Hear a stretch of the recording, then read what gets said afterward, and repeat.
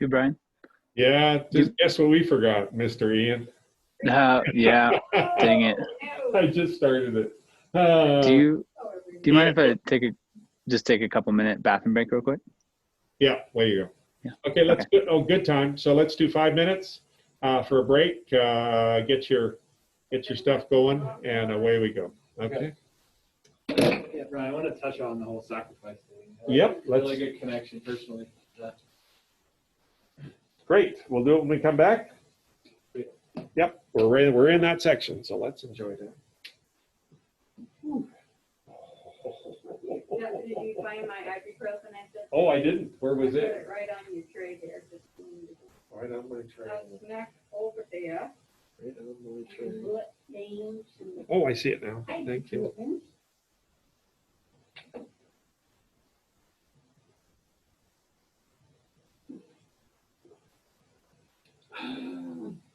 So yeah, Jolene came in and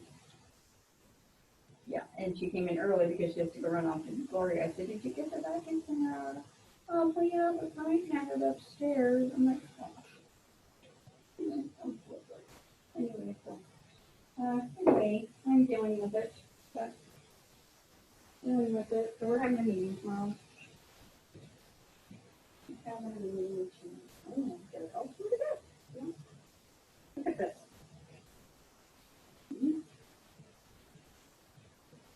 And don't you think I can get all of them?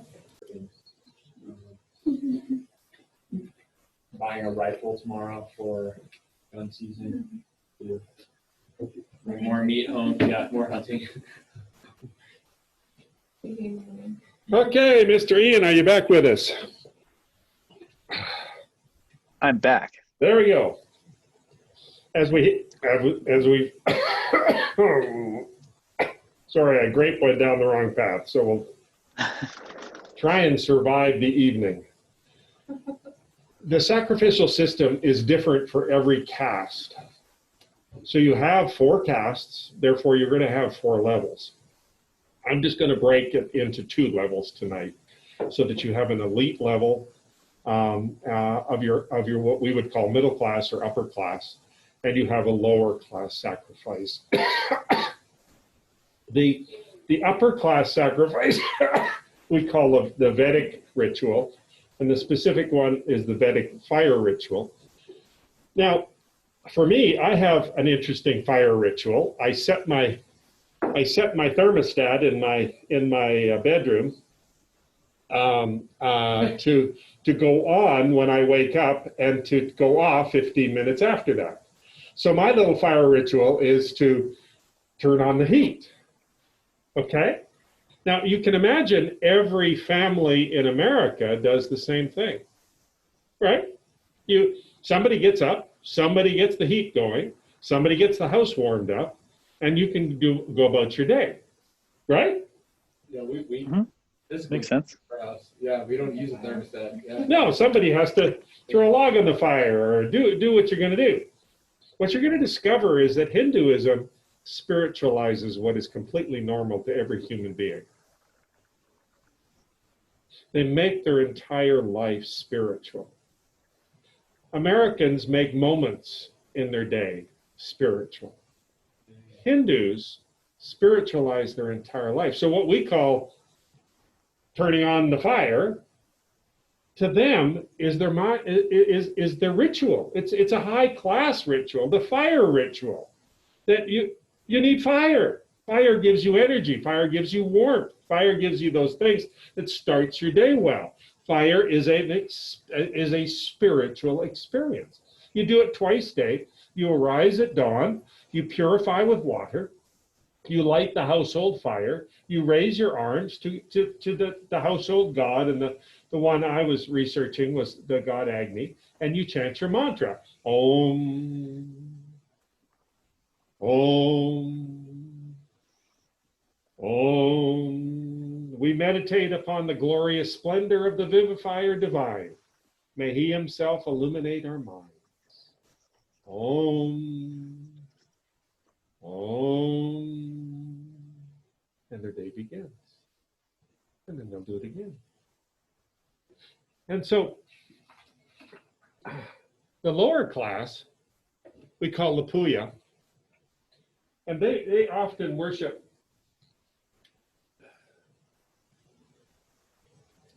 again to whatever god their village tends to emphasize. And so Puya worship is our lower class. They often have an image of the sacred. It's within the shrine that they built in their home. Their ritual calls down the presence of the god into the image of the god they're venerating. So it might be Vishnu, might be Shiva, might be the great goddess, and this becomes a central local power. And they almost and so preparing food, because what do you do first in your morning? You need energy. You need food. So before you give it to yourself, you prepare something for the sacred entity in your life. And you prepare food for the gods. And that's placed. And then you have your morning breakfast. And so it just gets your head in the right space so that you're recognizing what's important in your life. And then you're moving to what your needs and your family needs are. So it's an interesting way that food has done, gives us that sense of focus. And so that then they sense that their home is blessed, their day will be blessed, and their power goes up. That's the point. Every day you get a little boost from your sacred rituals. And these are designed to boost the power. As you've come through the night and you've sensed your power has come down, you have to do something in the morning to boost your day. And that cyclical nature of power going up and down through the day. And so Puya is a central opportunity, central activity for Hindus. There's lots, and if I would have no doubt that Ian's number is consistent in the vast majority of Hindu settings, 250 festivals. Some major ones obviously thrown in there. Those would be seasonal. You would expect 4 massive festivals, but then there's monthly and weekly festivals, and so you have your these are following the rhythms of sacred time, which to us are just the calendar, the 4 seasons, but that's sacred to them. That calendar is there. And so if you're Vedic, you're going to study the Vedas, you're going to offer food, you're going to offer water to the ancestors, you're going to give food to the Brahmins and students. And so each home, there's now food around the shrine. You've had your breakfast. And then who's going to come tromping down the street?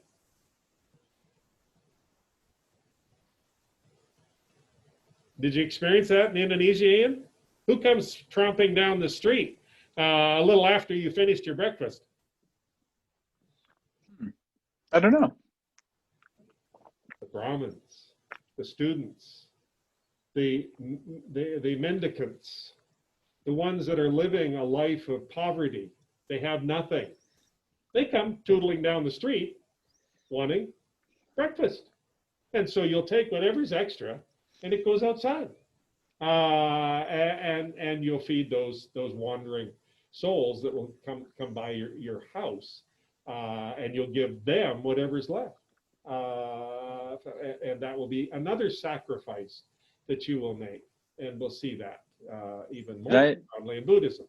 Ian? Sorry. Did I hear you correctly? Did you call them Brahmins? Yeah. Well, again, we're going to okay. There are Brahmas, Brahmins, Brahmanans, and so all of those are very careful cognates that flow off the word Brahman. And so we're going to have to sort of begin to break those apart in important ways. I'll begin to do that in a minute or two. I'm also working on your quiz, the Hindu quiz, that'll be online. I'm hoping I'll get it done by Wednesday. As creating exams is one of the most challenging jobs of being a professor. And so I'm trying to get that online now. And so the goal would just take the sheet I gave you and know it. Because we've got to do stuff like this. What's the difference between a Brahmin, a Brahmana, a Brahmanan? Your head will explode trying to figure all these things out. We've already dealt with the Brahma, and then we'll have to figure out, well, what are the Brahmins? Okay, so just it takes some work to get that clarified. I'll come back to it in a minute, Ian. Okay. Okay. Okay. For those, yeah. Just a quick Okay. question. So are they taking the food from the ritual and giving it to these people, or what happens to the food that they offer as a sacrifice to the god? Do they just throw it out? Does it get moldy and like tossed out? Like, I'm just curious, so curious, like what happens to the food that they offer? Let me sort of speak in the temple setting. In the temple setting, after the morning rituals, the priests, that's their food. Okay. My sense is in most homes, the temple given to the food given to the shrine then goes to the wandering mendicants that come by their homes. Okay. That would make So more it's sense. useful then. Okay. I don't think it goes to rot, Okay. just because nobody touched it in the shrine. Yeah. And so my assumption is that's why there is such a good supply available to the wandering gurus and those folks that are needing breakfast Okay. in these cultures. Okay, so the other question is, so the Vedic sacrifices are different than all others. There's the purification rituals we talked about, the ritual of cooking and serving food. Observe the shrine is nearest the kitchen, and there's lots of special celebrations. And so it's those special celebrations that I find most interesting.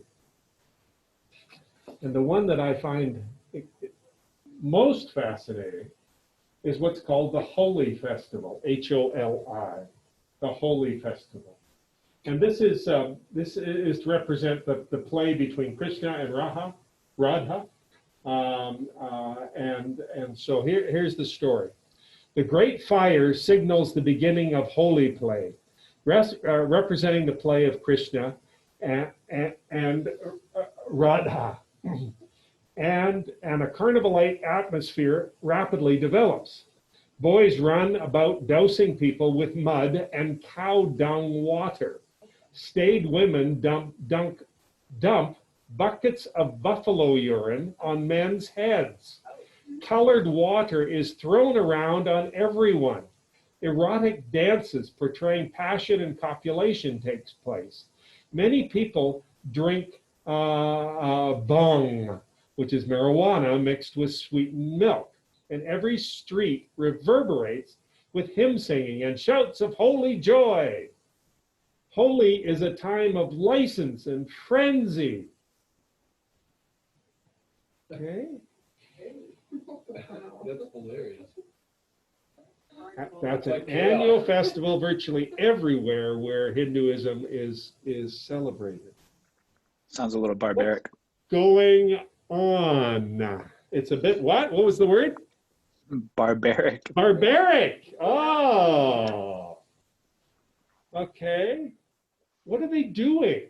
Begin to analyze why this society desperately needs to do this. Let me just reread one. Staid women dump buckets of buffalo urine on men's heads. That's an interesting illustration of something happening.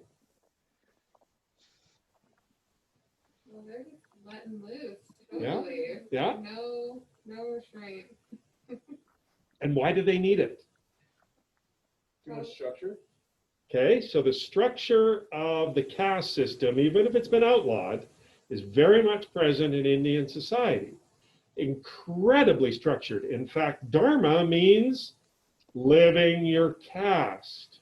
Okay? Really intense structure.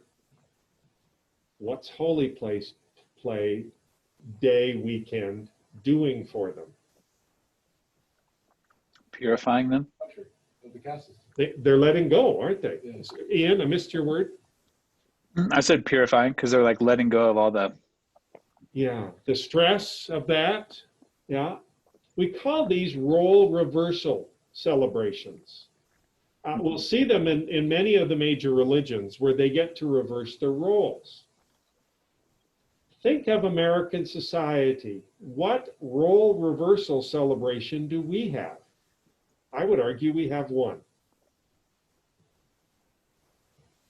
Sadie Hawkins? Sadie Hawkins isn't celebrated much anymore, but it certainly was. Tell me what Sadie Hawkins is. Sadie Hawkins is where young gals can ask men out for a date. Mm. And they're- Mhm. Did you catch that, Ian? Mm-hmm. Women ask men for the date. Now, for Lynette's society, when she was growing up, that was an extraordinary moment of role reversal. Don't know if it is as much anymore, but Sadie Hawkins. I would argue we still celebrate one role reversal festival. What is it? I want to say Halloween. Say it, because it's the one I'm thinking of. Why? We can dress up as whatever we want. Right. And what did you enjoy dressing up as? I always was some type of warrior. Like Okay. Medieval times. Yeah. Because I couldn't be that in this time. Right. Right? You 'Cause couldn't do it's- It's like that wasn't accepted as the norm, and Yeah, so you- you wouldn't fit into society. Right. You can't go around, slicing their heads off or Yeah. whatever you wanted to do for that day. Okay. So I would argue Halloween is a wonderful illustration of role reversal. But you'll find an awful lot of people that will fight Halloween because their kiddies will dress up as something that's antagonistic to their belief system. For example, a witch comes to the door of a conservative Christian. Okay? Now they're going to see that child as evil. They're trained to see that child as evil. Now they might fight through it and not say anything, but they are trained to see the child as evil.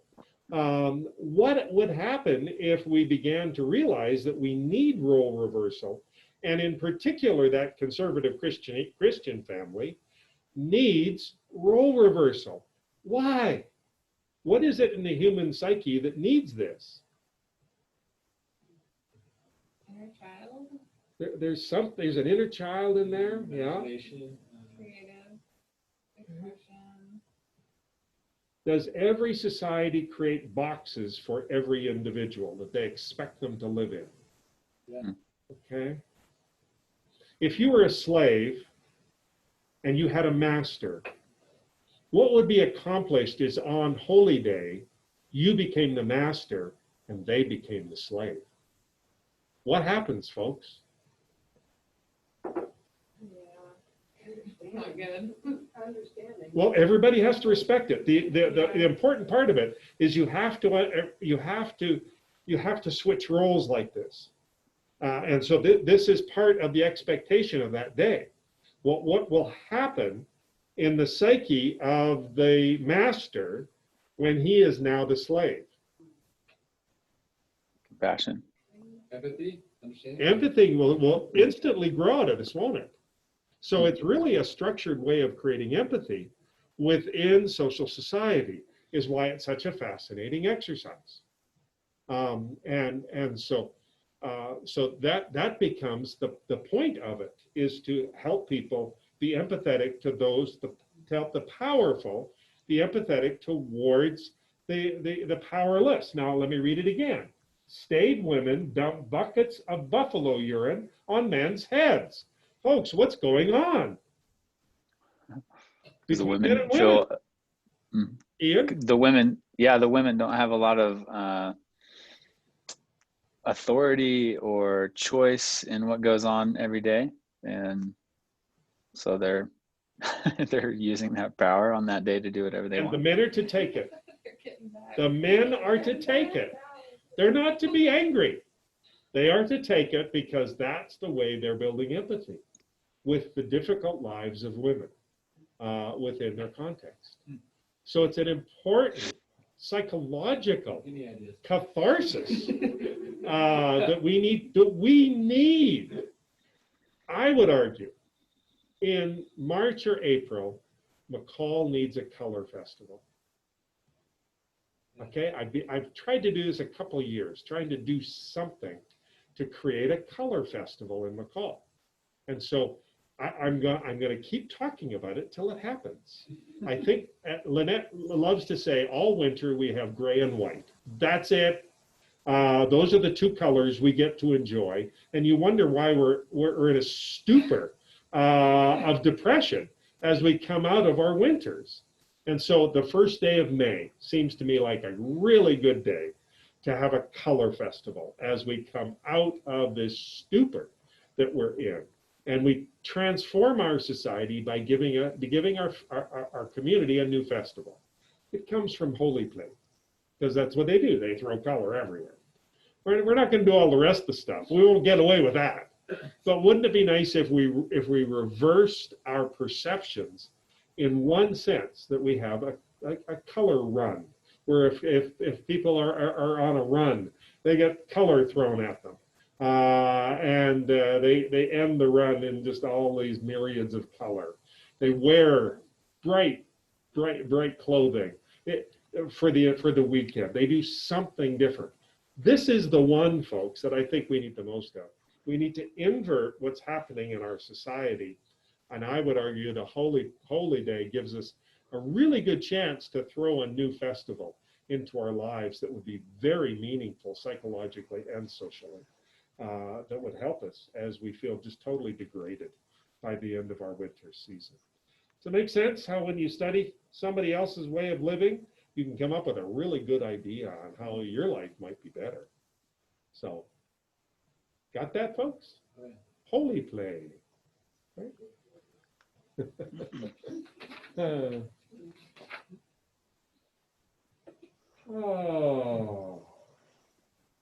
Passages. There's lots of interesting passages within all cultures, and we're seeing that here within Hindu society. We have the ritual of pre-birth. So what's our ritual before birth? Baby shower. Baby shower. Very good. Yeah, we have baby showers. Okay. So we have some pre-birth rituals as well. Another one that's interesting is the name. Naming happens at 10 days after birth. That's an interesting ritual that they do. We're forced in the hospitals to give our names to the nurses. You don't get the chance to sit back and think about it. And then whatever comes out of your mouth gets written on a piece of paper, and the kid has to look at it for the next 90 years. And you hope you can do it in that amount of time. So naming is fascinating. It's at the 10th day that the child is then named. So this society has a ritual of what is totally normal in our society. You name your kid. You make it a spiritual event, and you give it a precise time so everyone knows they've got some time to work with. This one's fun to me. I really like the first haircut. That happens at 3 years. That's a spiritual event. So that's a fascinating one. In a lot of societies, they'll have an initiation into the spiritual life. And so they'll be introduced to a guru that lives in their community. And they're now a twice-born Hindu. They've died to the world of childhood, and they've reborn to the world of responsibility. And so there's your initiation. What's that similar to in almost all religions? Baptism. Okay, yeah, and Christianity, we have baptism, though we tend to do baptism when? Much earlier. Much earlier. 3 or 4, Yeah. 3 or 4 or something. Yeah, they're often in those early years when they're baptized. And so infant baptism can happen within the first year or two, often. And so this is a little different. This is at age 12. What's the significance of 12? School. Pardon? You just have to do education. Okay, could be. Last year Okay. before you're a teenager. There you go. Last year before, in our culture, last year before you're a teenager. Think So- biologically, folks. What's Oh, life yeah, trying puberty. to do you? Puberty. What is life trying to teach you? Turn you into a man or you're a being woman. turned into a man and a woman. So your movement through puberty happens typically at 12 or 13. So the reality of natural life is you are an adult.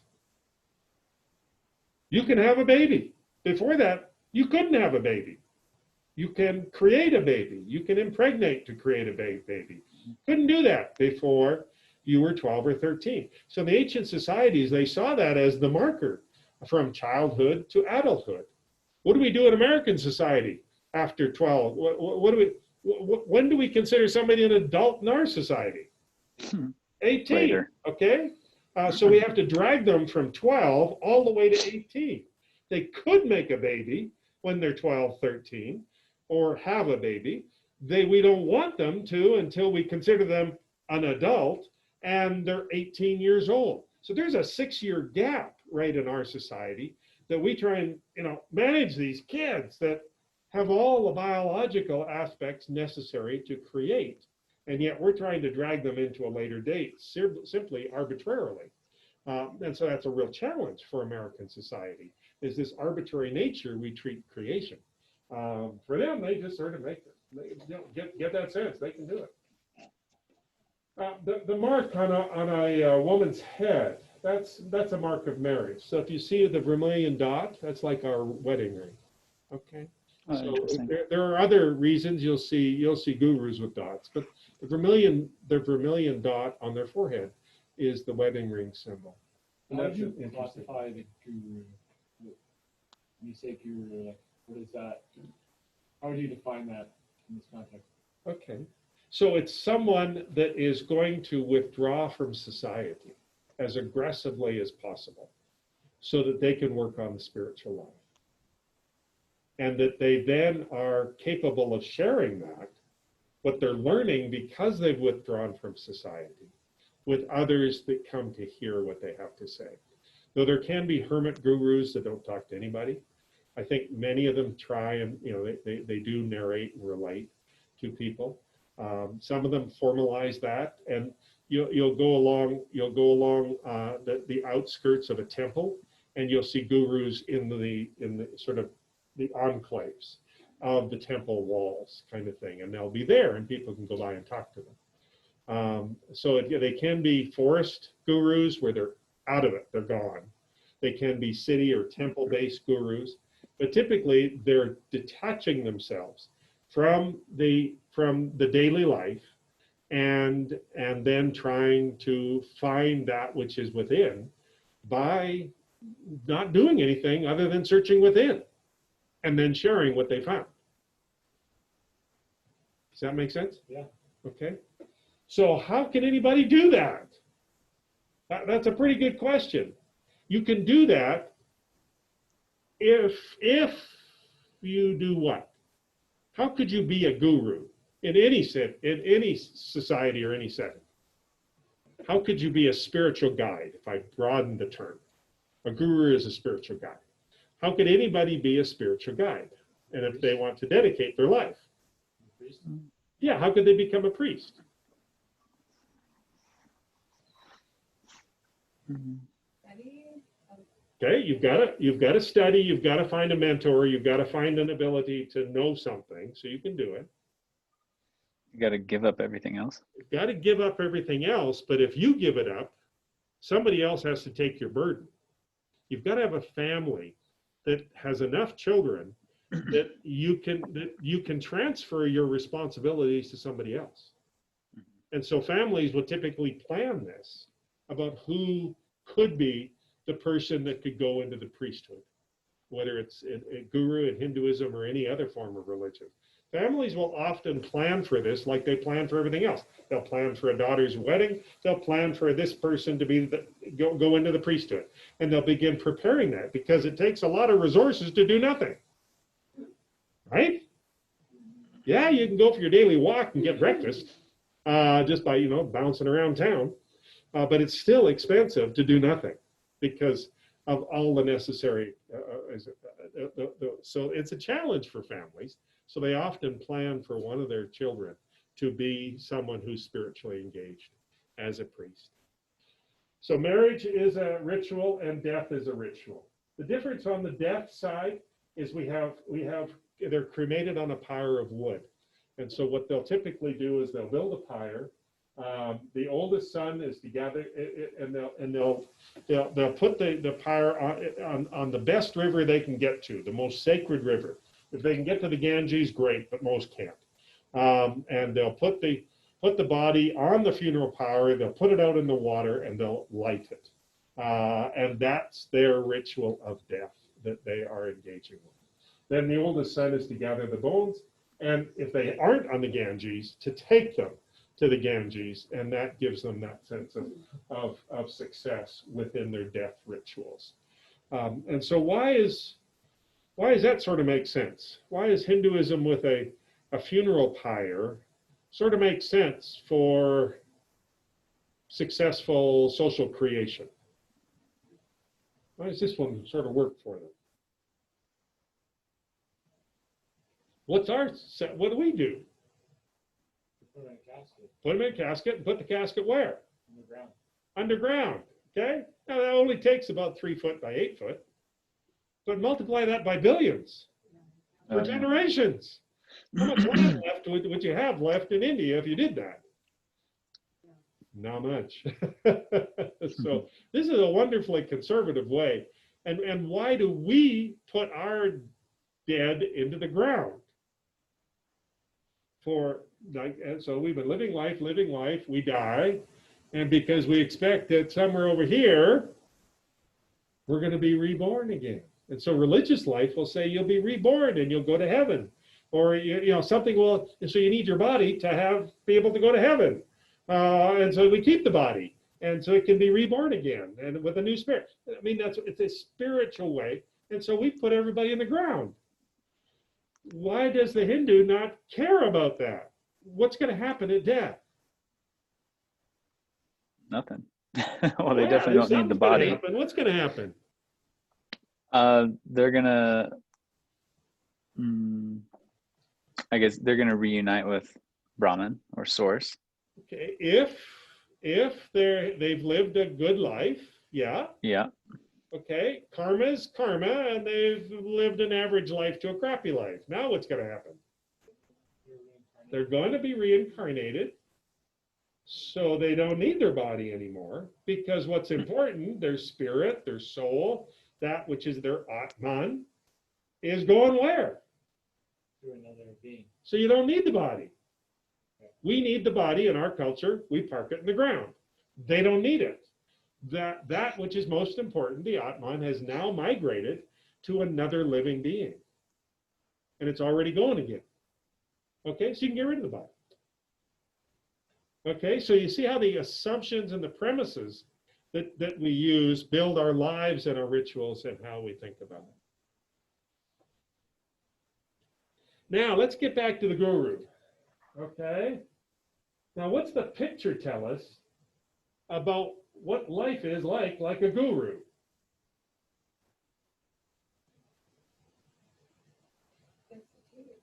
Destitute. Yeah.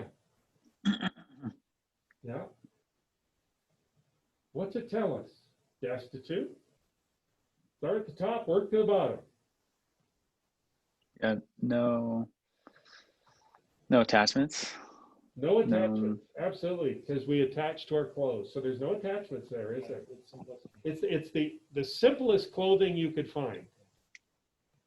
Yeah, and so they aren't attached. So that doctrine of attachment that we're going to see very profoundly in Buddhism is going to come from this kind of an image of what is our spiritual elite. Who's a spiritual elite to you? A priest. What do they look like? They look really nice. Yeah. Yeah, some have a nice white collar, some have a really, so they can look pretty good. Or if you meet, let's see, Jesuit, they look so good. They tend not to. A Jesuit doesn't own their underwear. They have nothing. They absolutely own nothing.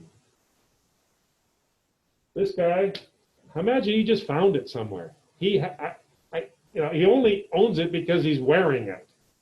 He has to have some sort of a detachment from it. What else? What's he carrying that's important?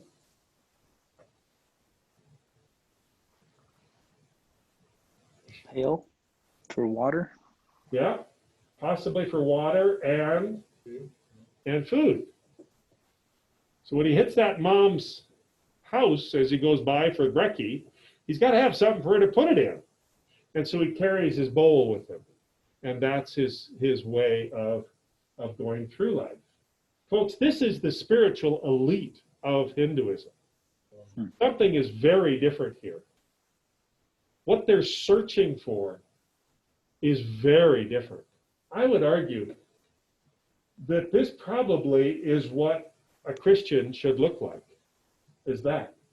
Because when you look at every definition of Christianity, they should renounce all their clothes, they should renounce all their goods, they don't need anything, they just need to be a Christian. This is what a Christian probably should look like. We don't see a lot of those in our culture, do we? Mm-mm. That seems to be the best definition that you find in the sacred texts of Christianity of what a Christian should look like. Not with the way most that I've seen. Look at the feet. No shoes. No shoes. Okay. So what is it to be a spiritual elite within Hinduism? You give away you renounce the world. Okay, well, what's that mean? You give away all your possessions. Nothing. You perform your own funeral.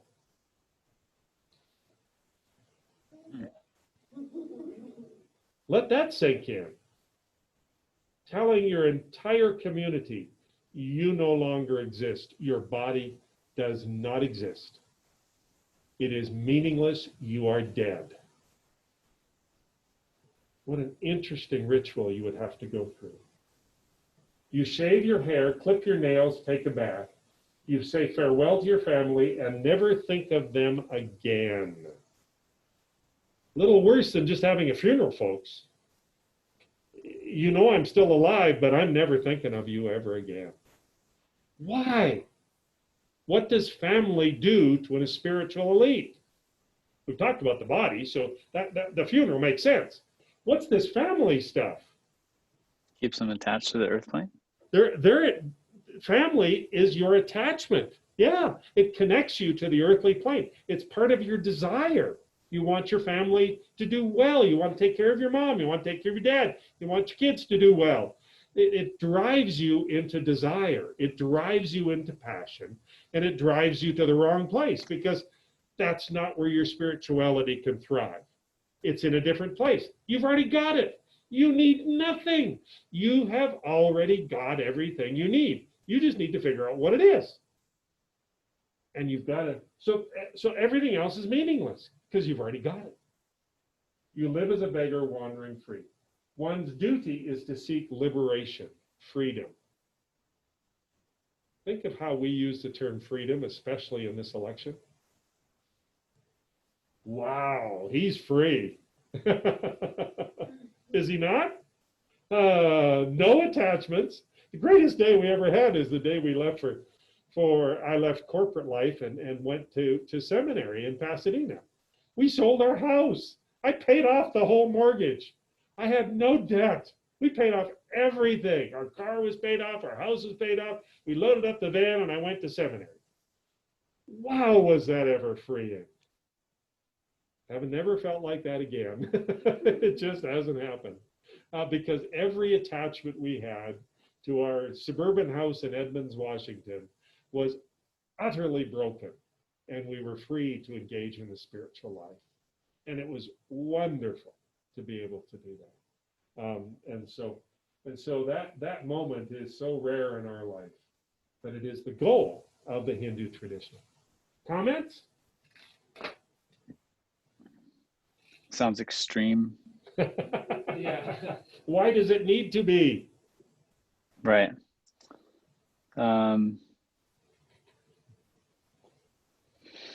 Yeah, well, I guess does it need to be? And I through their ways of thinking, yeah, it makes sense. You know, like if you're going to become one with Brahman, that's and to be with the never changing and the infinite, then you release that which that is material and temporary, and you don't need it. Okay, you're getting there. That's hard to even say out loud, isn't it? Yeah, it's a lot to grasp and to articulate, for sure. It seems a bit self-centered. Okay. Every time I talk about this, this is Lynette's argument. I would come home after a lecture on Catholicism and go, man, I'd love to be a priest. And Lynette looks at me and goes, this is her argument. Way you go. That was another woman. That was your previous Oh, one. yeah, okay. I don't remember that. But I just think, okay, I think maybe that was my mother's argument. But it is not having responsibility. You know, in our culture, it's not something that you would do. It's like you're a bum, you know. If you're not creating family, if you're not creating something. Right. Yeah. Or you're not creating something. Doing something with your life, you know, that's our culture.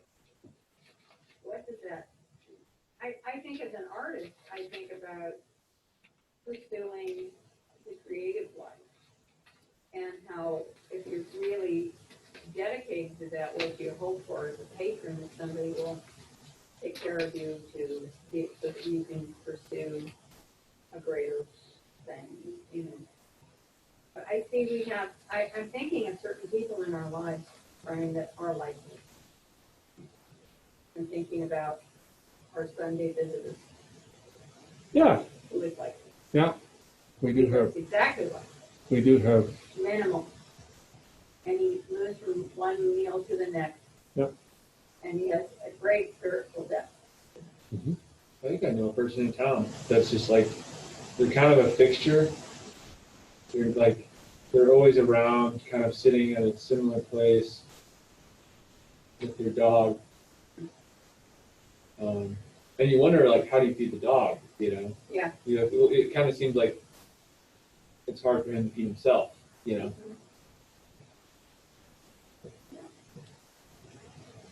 And some of our Portland people that decide on purpose, and not with the right term, but we work with homeless people in Portland.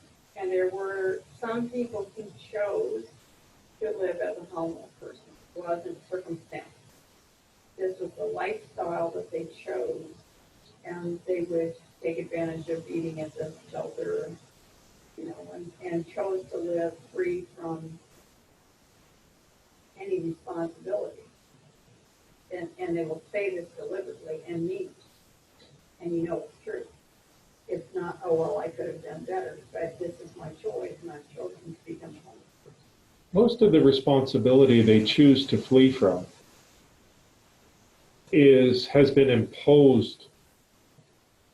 imposed strictures that society has placed on them. If they're an ex-con, it's hard to regain your footing. Yeah. It's much easier to be homeless. Much easier. Because you're not going to get the job you might want. You're not going to get this. You're not going to get that. It's going to sit on top of you. That's interesting. And so it's easier to be homeless than an ex-con trying to pull your way out. As we were walking the streets one day, and we spent many years within the Portland homeless folks, I came across a gentleman that was clearly different. And so I always try and get their stories. And lo and behold, if he didn't have a PhD in physics from Notre Dame. And he started telling me his story. And the story was that he'd been visiting all the states in America. And his final state was Oregon. And so he made it to Oregon with his wife. And as he was walking the streets of Oregon, a car came along and hit him. It killed his wife and badly injured him, and it threw him into hospital forever. And the debts that came from that the hospital visits as he was trying to get it out, he had no way of solving. And so his debt load was horrible. And it became easier for him to be on the streets of Portland than trying to figure out how in the world to get through life. So there's economic hardships that have thrown them onto the streets that they just can't get out. There's family, their wives, their spouses have made demands of them that they cannot solve. So it's just easier to be homeless than to have to go through all that. I would argue that 90% of the homeless want to be there. So we were always searching for the 10% that didn't want to be there, Yeah. to give them a path off the streets, to see whether we could help figure them out by giving them housing, giving them jobs, and give them all the things necessary to get off the street. And there was very few that wanted it. It was stunning how hard it was to find that. Yeah. And it was always this fascinating journey. We were always thrilled. It was like a euphoria when we could find someone that wanted to get off the streets.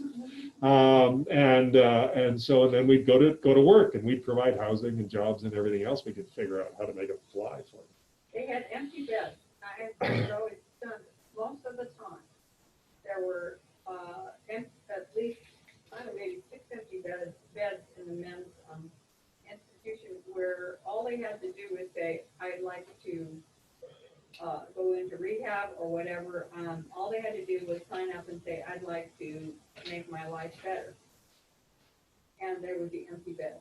The guys sleeping out on the street because they didn't want to commit to it. Okay, so I would just sort of say that they have figured out a way to live like really the gurus, just as with as little as possible, with the help necessary from those that go by, and they can make life work for themselves. Very similar to the Hindu guru, and so it's a fascinating part. Hinduism is, as I've said over and over and over, is really an extension of natural life. We first found the caste system, which is the Brahmin, the head, the priest. Going back to that word we used, Ian, earlier on. We saw the next caste were the soldiers. The next caste was the merchants. The final caste was the servant class. And then modern Indian life has a 5th class. Do you know what that is? The untouchables. They are the dirt under the feet of the great Purusha, the body of the society. And so you have a 5th class within reasonably modern life of the untouchables. And so they're the worst. But the Hindu society is framed at around 4. 4 means the totality of humanity. So whenever you see 4, you know that the ancients are constructing totality. 4 always represents the earth. How many points on the compass? Why? Because that's the totality of directions. Yes, there's subsets, but the primary is 4. How many seasons do we have? You can go on and on and on. 4 is the number of totality for the earth. And so Hindu society is structured. The caste system has 4 castes. Why? Because that's the totality of the body politic. The structure of Hindu society has to be 4. It couldn't be anything else. No more, no less. It has to be 4. And so we come to this final section of Hindu society, and we see that the religion has broken their spirituality into 4 sections. And I really like thinking this way, that life has 4 different spiritual time zones. And that if we all could think like Hindus, I think our spiritual life would be a whole lot better. Let's see how they've built it. They've sort of said that the first stage in life, and that is the life of a student. And a student is one that's seeking Dharma. What's Dharma mean? Duty to what?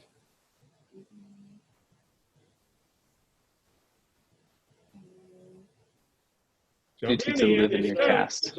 Yeah. Say it louder, Ian. Duty to live in your caste. There's Dharma. So the student responsibility is to seek Dharma. Live in your caste. Not to get a professional job and escape your hovel that you grew up in and get a degree as an accountant and make your $150,000 a year so you can be wealthy. You see the dissonance that's happening here? The student is to find their caste. Why? Because their dad was in that caste and their grandfather was in that caste, and they have been structured to live in their caste. If they try and break out of it, what's going to happen to them? Go to a lower. Because they're doing what? They're going to go to a lower place in life because they're doing what if they try and escape their caste? They're creating bad karma. Okay? They're creating bad karma by trying to escape their caste. A woman trying to marry out of her caste creates horrible karma for herself and her children. What happens if you try and escape your caste? Do you know how stressful it is for a human being to escape from the place that your parents have given you? It is really, really hard. Horrible to do. For someone of a lower caste in American society to marry into an elite caste is just the recipe for absolute disaster in their lives. The Romeo and Juliet story, gives us that sense that we might be able to survive on love, but the reality is it's extraordinarily hard to do. To move out of your caste in American society is exceptionally difficult. And one of the representatives of that is to go to college. As a first-generation college student is horribly difficult, as opposed to someone whose both parents are doctors, who's been trained his or her whole life on how to get a fabulous education. Going to college is a breeze because this child has been totally organized on how to succeed in college. And so someone coming out of poverty, trying to get to college, has none of the assets that is normally given to a student who needs to be successful at college. So they have to journey with incredible difficulty to succeed, and that's breaking their caste. They are organized to do this. And so as we come back to the 4 stages of life, the student is to seek Dharma. You're to study the Vedas, you're to respect one's teacher, you're to develop self-control, you're learning to be a good member of society. You need to remain celibate, interesting for a student. You're to be poor, you're to beg for food. What if our college students had that as part of their spiritual life? They just had to go begging for food. Now, it's hard in our society because nobody's prepared for them. All the families in Hindu society are ready for them. So they've got their bowls too. And off they go and get breakfast from around the community because everyone's got food to give them. And there it is. Student. So that's their task. That's sort of a natural one. There's a few things there that are surprising, but rather a natural one. The next one that is really fascinating is the householder. When you marry, when you have children, you're in the householder caste. It's a happy, productive, richly pure way of life. You're to raise and marry children. Yeah, wives are subject to husbands. Husbands that are honor wives. There's a synergy there. That is language that's tough for us, but it's the ancient way of trying to create productive relationships so that good things happen. But look at what a householder is supposed to do. Seek prosperity. Why? Because you need it. You need it. You've got to have prosperity to thrive. And so society says, go for the gusto, get as much money as you can. Do it the best way you can. You're free to do it. You're not coming from elite caste where a family has said, we will take care of all of your needs. You can go be a guru in the forest. You're coming from an average family with average needs. You know that you can go through these stages. And your second stage is get as much money as you can. Your third stage is to be a forest dweller, to seek pleasure. Your retirement is to a forest retreat. You're supposed to engage in self-discipline, study, meditate. You're available for consultation, and celibacy is recommended. So this is retirement in Hinduism. This is when you've got enough resources, you can now spend them in retirement and just move back. Usually it's only the men that can do this. The women often can't, but the men can. That's the call for you. That's going to live in the call, isn't it? Right. Okay, but you're seeing here some interesting recommendations for life, and to seek pleasure. Look at that primary point: is have a happy life, and so that happiness is the goal of the fourth. You can't really do it as a student. You can't really do it as a householder. But when you hit that retirement, what are you doing? You're achieving that spiritual goal that you're wanting to. But all at the end of their life have the fourth requirement, and that's the renouncer, to seek liberation. Because when you look at Hinduism, you say, when in the world are you going to have time for enlightenment? I mean, when are you supposed to sit in a corner as a guru and find enlightenment deep within? Who's got time for that in any lifetime? Well, the structure is, as you recognize you're in now old age, whatever that means to that person, you're expected to seek liberation in those last years of your life. And that's to break all ties, wander alone to achieve spiritual perfection.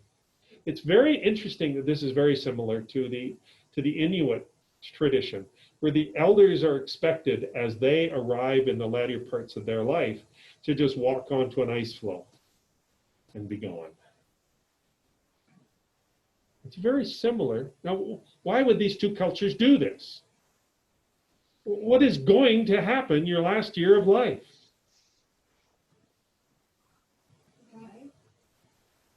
In what kind of state? You're going to die. That's going to be the end point to it.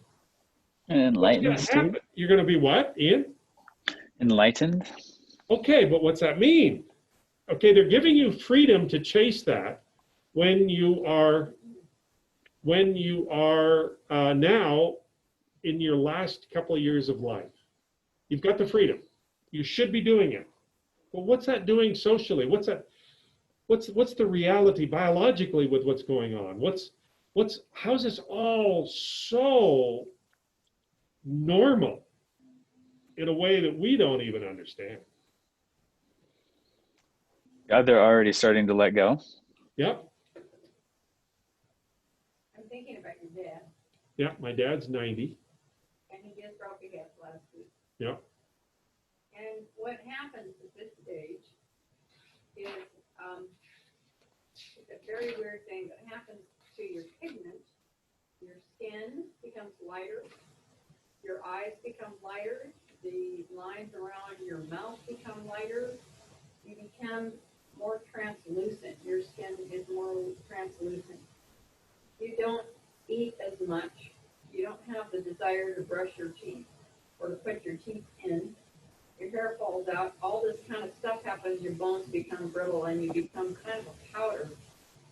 And you, at some point, you just become dust, powder, and it can happen when they're still alive.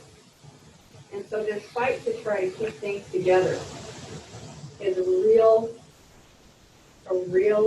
challenge right now. It's like, well, you're 90 years old and you just broke a bone and now we're trying to fix it, and then you don't want to watch TV and you don't want to read a book and you don't want to do anything. And you have no interest and you just go. So Hinduism is saying, but you have everything you need, go within. Right. You don't need food anymore. You don't need clothes anymore. You don't need anything. Don't need to worry about You've it. got everything within, go within, seek enlightenment. Right. Okay? Right. Because it's there. And so we don't have that freedom for the last years of our life to say, you've got everything you need. And so that becomes the challenge. So I find the Hindu way of spirituality we need to think about. We need to give you the freedom to be building the best financial structure you can figure out, and to just delay your super spirituality until your retirement. And even if you still in retirement can't figure it out, great, those last 2 years, go for it, okay? Because it's there. There's just something that's freeing about Hinduism in this structure they've given their people that I don't see in any other religion.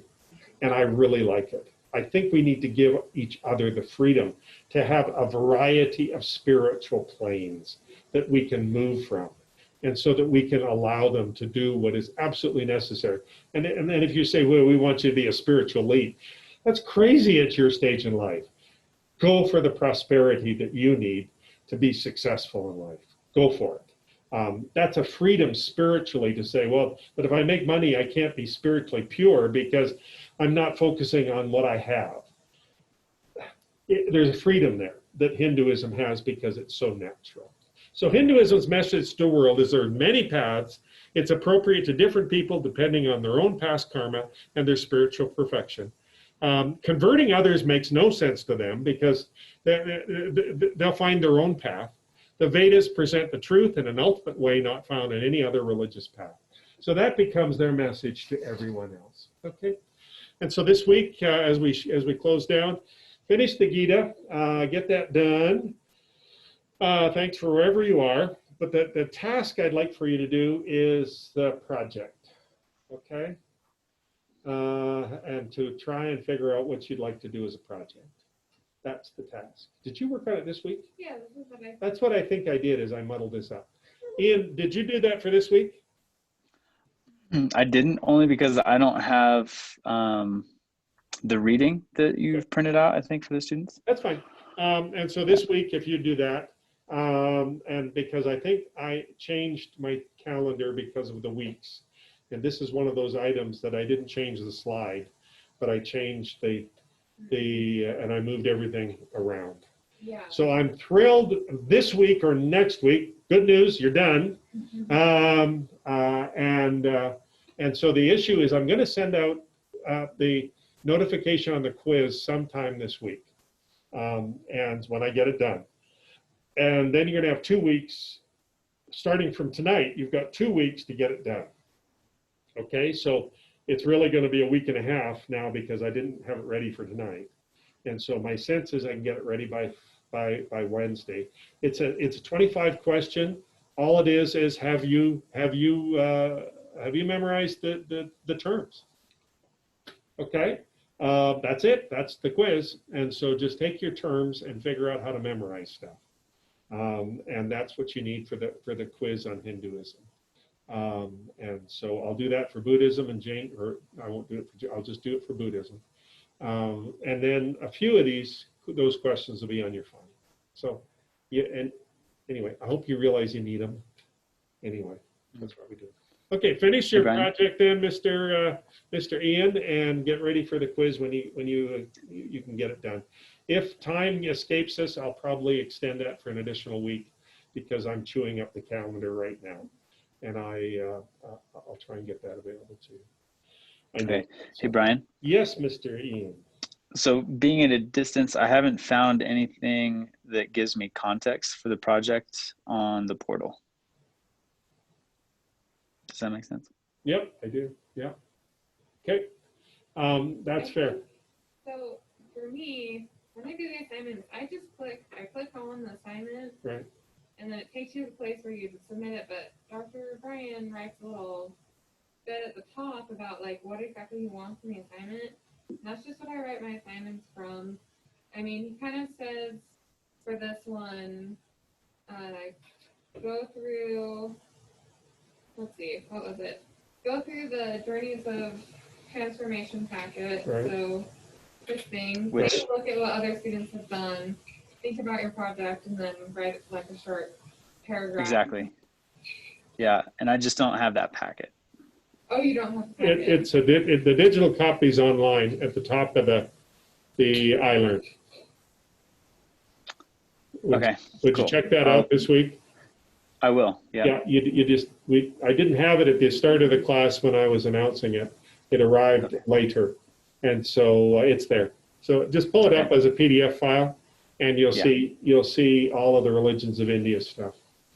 Okay, cool. So thanks, Kate. Thanks, so Brian. if you could be thinking about that, I'd love to hear from you. Thank you. I'm assuming that's what my calendar said online, and you responded. Thank you. Any final notices for the good of the order here? I will be tuning in via Zoom next week. Oh, okay. I'll be in Salt Lake City for my sister's Thank wedding. And then probably the week after that, we might not be able to attend class even virtually because we'll be camping in the Sawtooth. Okay. Deer camp. Cool. There we go. Colton, are you online or present next week? I should be present. Present. Be nice to have variety. Online is all. Thank you. I appreciate the notice. And Ian, when do you arrive? Maybe not till the end of the month. Okay. Oh, you'll be present. End of October. I will be in class at some point. But yeah, most likely after October. There we go. We'll be Yeah, here. I'll keep you you and posted. I. We'll do it. Thanks, everybody. Good night, and I appreciate all your hard work and hard thinking. Really appreciate it. Likewise. Thanks, Ian. Good night. Yeah, Be thank safe. you, Brian. Good night, Colton. Good night, Katie. Yeah. Good night.